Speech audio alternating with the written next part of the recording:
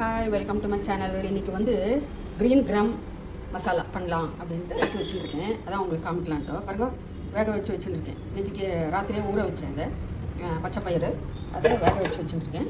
இப்போ அதுக்கு மசாலா எடுத்து வச்சுருக்கேன் பாருங்கள். அரைக்க இஞ்சி, அப்புறம் நான் வந்து சில்லி பவுடர் போடாமல் சில்லியை அரைச்சிடுது அதில் அப்போ நல்லாயிருக்கும்.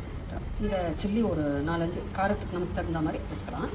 அப்புறம் 2 ஏலக்காய், அப்புறம் இந்த பாருங்கள் பட்டை, அப்புறம் இது வந்து தால்ச்சினின்னு சொல்லுவா இல்லையா, இந்த மாதிரி பூ மாதிரி கட்டு பாருங்கள் மசாலா ஐட்டம். அது இது வந்து இந்த ஸ்டார் முக்கு அப்படின்பாங்க எல்லாம். அது இங்கே அப்படி தான் சொல்கிறது, என்னன்னு தெரியல எனக்கு. ஸ்டார் முக்குன்னு மசாலா போடுறது. அப்புறம் 2 கிராம்பு, ஜீரகம், ஓகேயா அது. அப்புறம் இங்கே வந்து ஆனியனும் டொமேட்டோவும் அரைக்கிறதுக்கு எடுத்துருக்கேன். அப்புறம் இது வந்து சின்ன சின்னதாக நறுக்கியிருக்கேன். இது வந்து முதல்ல ஃப்ரை பண்ணிக்கிறதுக்கு, அப்புறமா அதை அரைச்சி விட்டு போடுறதுக்கோசம் எடுத்து வச்சுருக்கேன். நான் அப்புறமா காமிக்கிறேன் உங்களுக்கு பண்ணுறேன் பாருங்க. இது வந்து ஒரு 2 ஸ்பூன் எண்ணெய் ஊற்றிருக்கேன். ஜீரகம் போட்டிருக்கேன், அரைக்கிறதுலையும் போட்டிருக்கேன் ஜீரகம், அதனால் இதுலேயும் போட்டிருக்கேன்.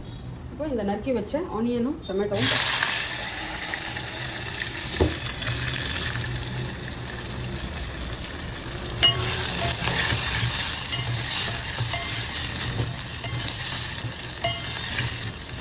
இன்னைக்கு சப்பாத்தி கிரீன் கிராம் மசாலா, அப்புறம் அந்த பொன்னாங்கண்ணி கீரை வாங்கி வந்திருக்கேன். அதெல்லாம் வாஷ் பண்ணி ரெடி பண்ணி வச்சுருக்கேன். அதை வந்து ஒரு தேங்காய் போட்டு ஒரு கறி பண்ணிக்கலாம். இன்னைக்கு சப்பாத்தி, கிரீன் கிராம் மசாலா, கீரை, பின்ன தயிர் சாதம், கொடுமாங்க. அதான்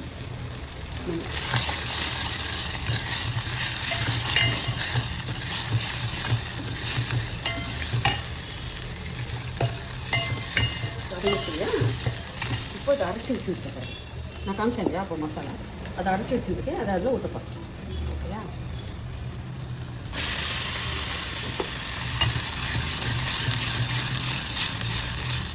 தண்ணி கலந்து